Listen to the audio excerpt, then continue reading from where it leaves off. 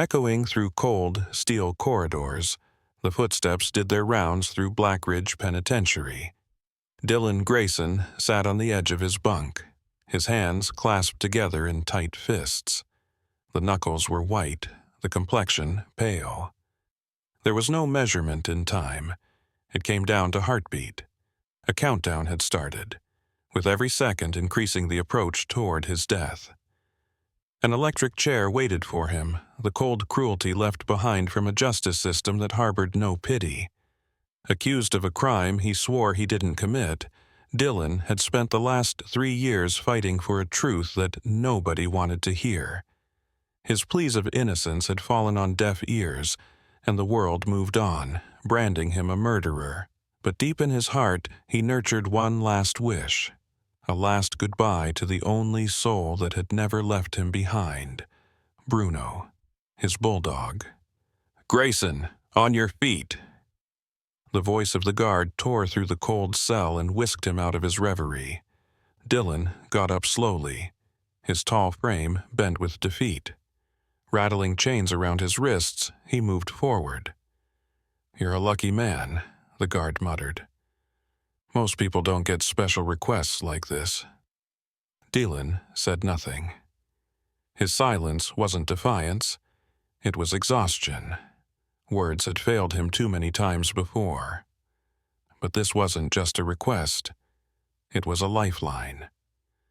Bruno was his last connection to the world beyond these walls, to a life that now felt like a distant memory. Across town, Miranda Hayes, Dilan's attorney, stared at the disarray on her desk. The phone calls, the appeals, the late-night research, none of it had made a difference. Tooth and nail she'd fought to save her client, but the evidence against him was too strong, or at least it so appeared. A solitary tear trickled down her cheek as she reached for her coat. "It's over," she whispered to herself. "There's nothing left to do." She looked into the framed photo on her desk, a candid shot of Dilan and Bruno, taken long before the nightmare began. The picture was of a man who had everything to lose and a dog who would follow him anywhere. Miranda sighed deep as she picked up the leash she had ready for this trip. Bruno waited in her car, oblivious to what lay ahead. The visitation room of the prison was thick with tension. 2 guards stood to either side as Dilan waited. His eyes were fixed on the door. It finally creaked open, and he hitched a breath. There he was, Bruno. Under the harsh fluorescent lights, the bulldog's coat was gleaming silver gray. He wagged his tail furiously, lunging at Dilan, restrained by Miranda's firm grip on the leash. "Hey, buddy," Dilan croaked, his voice thick with emotion. Miranda stepped aside to give them space for their own. Bruno jumped into Dilan's arms, licking his face and whining softly, as if the dog knew it was over, but something was amiss. Bruno abruptly went into some other mood. He sniffed around and perked his ears, after which he plunged into Miranda, focusing his eyes on her pocket.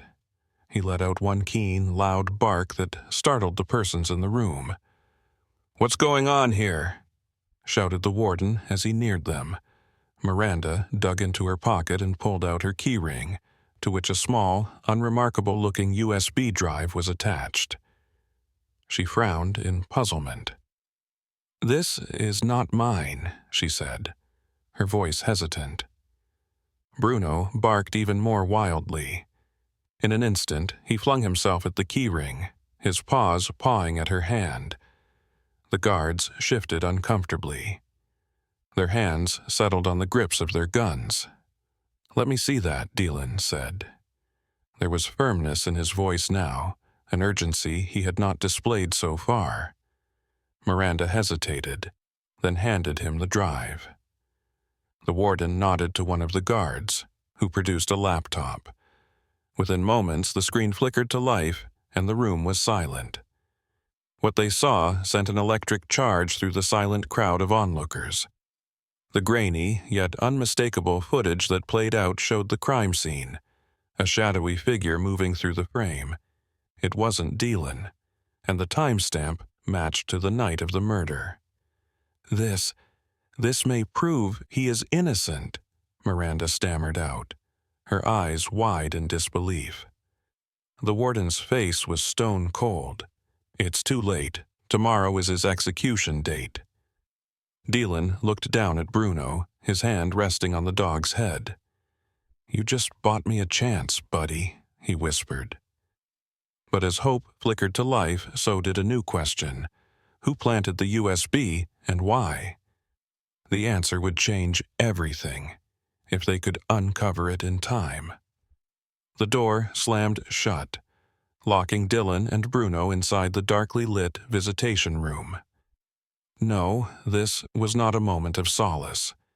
The air was filled with tension that seemed to be an overbuilding storm about to break at any moment. Dylan's hands shook around the leash as he gripped it.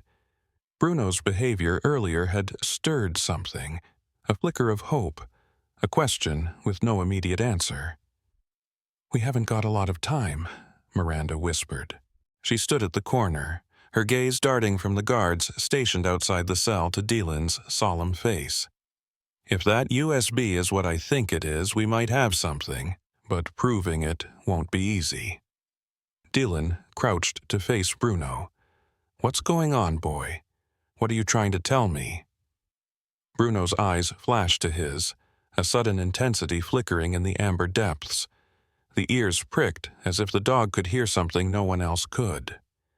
With a sudden growl, he pulled at the leash, leading Dilan toward the door. "Whoa, Bruno, slow down." But Bruno wasn't stopping. He clawed at the base of the door, barking furiously. The guards on the other side hollered while their muffled voices bled into the room. "Get a hold of that animal," one of them yelped, his baton tapping against the glass. Miranda sprang into action. Instinct. She dropped down beside Bruno, reaching for him in an attempt to quiet him, but her hand froze mid-air. Her eyes grew wide. "Dilan," she whispered, "look at this." On the floor, near the edge of the doorframe, was a faint smear of something dark. Miranda reached into her bag, pulling out a tissue and dabbed at it. It came away red. "Is that blood?" Dylan's voice was barely audible. Before any of them could make sense of what this might mean, the door opened. The warden strode in, his face a mask of irritation. "What's going on here? We don't have time for games." Miranda rose and took the tissue. "There's more to this than you think. Look at this." She held out the stain. "Why does this room have blood in it? And why does your security want to keep this meeting as short as possible?" The warden's jaw muscles tightened. "You're grasping at straws, counselor. If you think this changes anything—" Bruno barked again, cutting him off. The dog's attention now fixated on a vent in the corner of the room. He tugged on the leash, his nails scraping against the linoleum as he tried to get closer. "There's something in there," Miranda said, moving toward the vent. The warden's hand shot out, grabbing her arm. "You're overstepping." "Overstepping?" Her voice rose, desperation fueling it. "My client is about to be executed for a crime he didn't commit, and your dog is telling us something isn't right. You want to explain that, or should I call the press?" The tension was suffocating. Dilan watched, his heart pounding. He'd spent 3 years being silenced, ignored, dismissed, but now, for the first time, someone was listening. And it wasn't just anyone, it was Bruno. Finally, the warden relented. "Fine. Check the vent. But if this is another dead end, you're out of here." The casing fell off the vent, and Bruno propelled himself forward, his nostrils twitching wildly. This brought him to a tangled piece of cloth jammed inside the vent.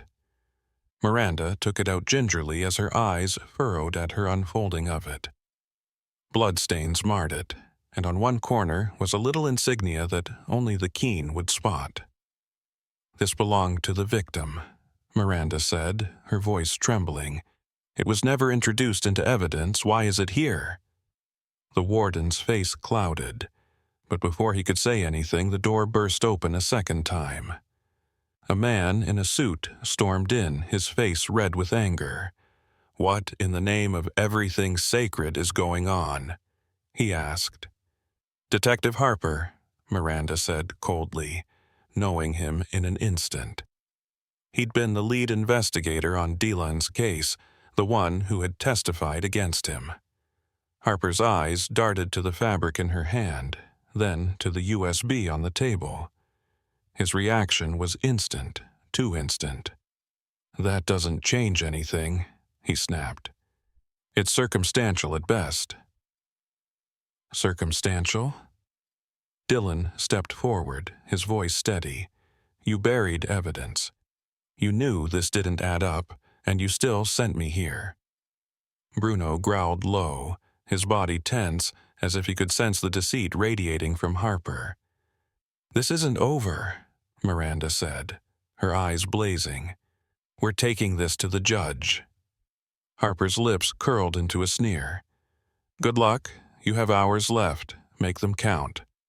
And as he did so, the room fell silent, Bruno's soft whine the only sound. Dilan knelt beside him, stroking his fur. "We're not giving up," he said. His voice was firm. Miranda nodded. "This is just the beginning, but we are going to need more than hope to win." Dilan looked over at Bruno, a slight tug on his lips. "Good thing we got the best detective on our side." The air in the prison's conference room was suffocating, thick with an unspoken dread. But none of that mattered when the screen lit up again. Miranda's trembling hands replayed the USB footage for the third time, each second carving deeper into the truth they were only beginning to unravel. "Play it again," Dilan said, his voice sharp, urgent. "Dilan, we've already—" Miranda began, but he cut her off. "Just do it." The grainy video rolled on. A shadowy figure moved quickly through the crime scene, its outline blurred but distinctly not Dilan's. Then came the part that made Miranda's blood run cold. A glint of something metallic flashed in the figure's hand before disappearing into the victim's jacket pocket. "Pause it," Dilan barked, and Miranda hit the spacebar. "Right there," he said, pointing at the screen. His eyes burned with intensity. "Zoom in. This isn't CSI, Dilan. We're working with basic prison equipment," Miranda snapped, but she did as he asked. The blurry image sharpened slightly, enough to make out the object. It was a small badge, the kind carried by law enforcement. Miranda's jaw clenched. "A cop," she whispered. "It was a cop." The room was silent, but for the low growl from Bruno. The dog had lain quietly by Dilan's side, but now was on edge again, staring at the door. Outside, the guards exchanged a nervous glance. "We need to get this to the judge," Miranda said, standing abruptly. "If the person in this video was law enforcement, it changes everything. It proves tampering, maybe even a setup." "Not so fast," came a voice from the doorway. Detective Harper strode in, his face a mask of controlled fury. Behind him, 2 prison guards stepped into the room, their hands hovering near their weapons. "You're not going anywhere," he repeated, though not to her. His gaze flicked to the laptop, then to the USB still plugged into it. "Hand it over." Miranda stepped back instinctively. "This is evidence, Detective. You have no authority here." Harper's lip curled into a sneer. "Authority? Lady, you're in a maximum security prison. I have all the authority I need." Dilan stood up, the chains jangling. "What are you so afraid of, Harper? The truth might just actually come out?" Harper's hand shot to his holster, and for a moment the room seemed to freeze. But Bruno didn't. With a guttural bark, the bulldog launched himself forward, his leash falling slack from Dilan's grasp. Harper stumbled backward, the gun half drawn as Bruno snapped at his legs, forcing him against the wall. Call him off, Harper shouted, panic breaking through his facade. Not until you back off, Miranda said, her voice even considering the chaos. One guard lunged forward, but Dilan was there in an instant, chains rattling as he barred his path. You really want to see what happens if you hurt him? He asked. His voice was cold. Harper raised his hands very slowly, face twisted in anger. Fine, fine, call the damn dog off. Bruno, down, Dilan said, and his bulldog immediately retreated, but the growl didn't stop there. Miranda grabbed the laptop and USB and pushed them into her bag. We are out of here, now. You are not going anywhere with that, Harper growled, low and deadly. Miranda's eyes flashed hot. Watch me. The drive to the courthouse was a complete blur of tension. Miranda was driving like her life depended on it, because basically it did. Harper's interference was all the proof they needed to show they were on to something bigger than a simple, wrongful conviction. Beside her, Dilan was silent, his hand lying on Bruno's head, and the dog's presence was the only thing keeping him grounded. We're not out of the woods yet, Miranda said, her grip tight on the wheel. Harper won't let this go. We need to act fast. Dilan nodded, his jaw set. Whatever it takes, just get me to that judge. But as they neared the courthouse, a black SUV pulled up alongside them. Miranda's heart sank as she recognized the occupants. They're not giving up, she muttered. Hold on. She veered off sharply down a narrow alley. The SUV followed, its tires squealing. Bruno was barking furiously from the back seat, knowing full well danger was at hand. You got a plan? Dilan asked, bracing himself. Working on it, Miranda replied through gritted teeth. As the alley opened onto a busy street, she spotted a police cruiser parked off to the side. Without hesitation, she pulled up alongside of it, rolling down her window. Help! She shouted. We're being followed. The officers reacted immediately, stepping out of the car just as the SUV screeched to a halt. The occupants hesitated, then sped off, disappearing into traffic. Miranda let out a shaky breath. That'll buy us some time. Dilan glanced at her, his expression unreadable. You're really putting it all on the line for this, huh? She met his gaze briefly before turning back to the road. You didn't deserve this, Dilan, and I'm not letting them get away with it.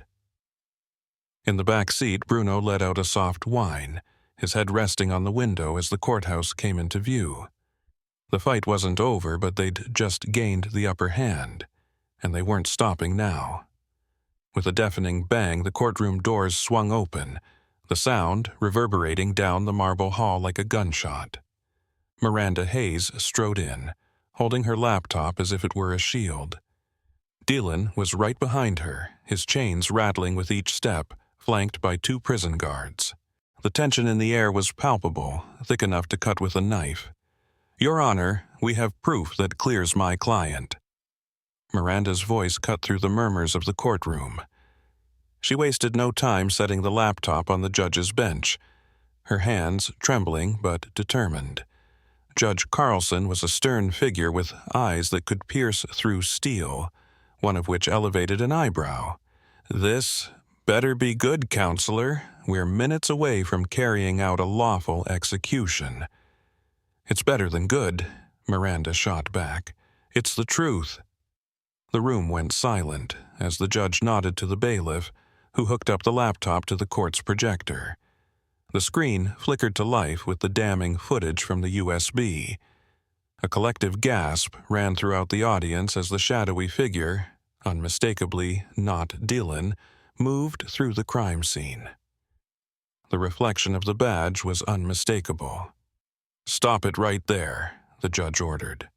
His hawk eyes turned to the prosecutor. Do you know who this figure is? The prosecutor, white as a ghost and still in shock, stuttered. I need more time to—" "There is no time," the judge cut him off. "There is a man's life at stake here." From the back of the courtroom, Detective Harper rose abruptly, his face a mask barely concealing his rage. "That doesn't prove anything. That footage could have been doctored." Miranda's eyes blazed. "You would know all about tampering with evidence, wouldn't you, Detective?" The room erupted in murmurs, but Harper wasn't done. He stormed forward, his voice booming. "You're playing a dangerous game, Hayes. You think this circus act is going to undo years of investigation?" "Years of lies," Dilan inserted, his voice cold, slicing through the noise like a knife. "You knew I wasn't guilty, Harper. You knew, and you let this happen." Not even letting him get the words out, the judge reached for his gavel. "Enough. This court will not put up with unproven accusations or theatrics. Miss Hayes, anything further to offer?" Miranda's mind was racing while she hesitated. It was riveting, but not enough to tear down the case against Dilan. She looked over at him, the determination in his eyes, and then at Bruno, who sat quietly at Dilan's feet, his presence a constant reminder of their shared fight for justice. Then it hit her, the blood-stained fabric. "Yes, Your Honor," she answered in a sure voice. "We retrieved this from the prison visitation room. It was tucked away in a vent, probably placed there in hopes of never being recovered." She held up the fabric for the court to view. The small insignia at the corner was unmistakable. It matched the victim's uniform. Another wave of murmurs swept through the courtroom. "This ties directly to the figure in the video," Miranda added. "The evidence was suppressed, Your Honor. My client was set up." The judge leaned back in his chair, his face unreadable. "Detective Harper, care to explain how such a crucial piece of evidence went missing?" Harper's face twisted with fury. "This is a waste of time. That man is a killer, and this dog and pony show isn't going to change that." Bruno's low growl sliced the tension, wrenching all eyes to him. The bulldog stood rigid, his eyes fixed intently on Harper with a strength that ran a shiver down Miranda's spine. "Maybe we should ask the dog," Dilan said, quiet defiance etched in his voice. "He's been more honest than any of you." The courtroom erupted in nervous laughter, but the judge's gavel brought silence once more. "Detective, you're dangerously close to contempt. Answer the question." Harper opened his mouth to respond, but before he could, a man in a black suit entered the room. His presence was commanding, his expression grave. "Your Honor," he said, his voice leading to the bench. "I'm Agent Collins, Internal Affairs. We have reason to believe Detective Harper has been involved in a pattern of misconduct, including evidence tampering and coercion of witnesses."